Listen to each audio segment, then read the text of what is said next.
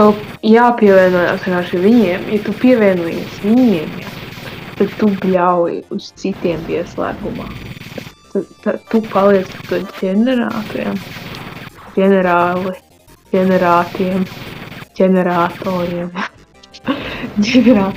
Vai cilvēkus varētu izmantot kā ģeneratorus?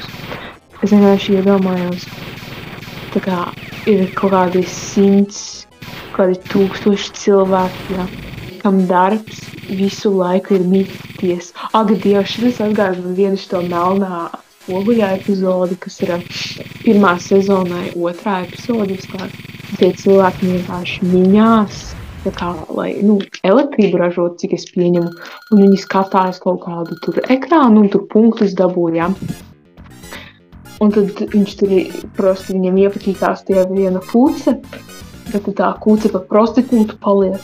Un tad tas čaris grib piedalīties tajā konkursā, lai kaut kādu mesedži nosūtītu.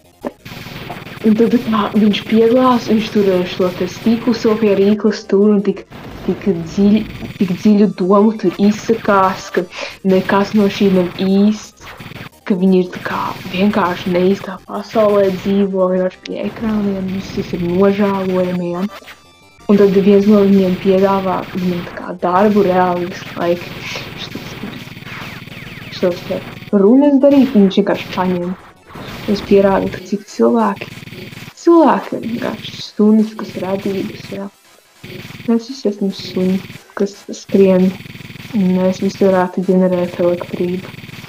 Un tā kā viņa doma bija, ka šis nav viss, un ka vajag labāku dzīvi, bet tad viņš viņš palika vienkārši augstāk stāvošs un tikai tāds pats nožēlojums suns bija.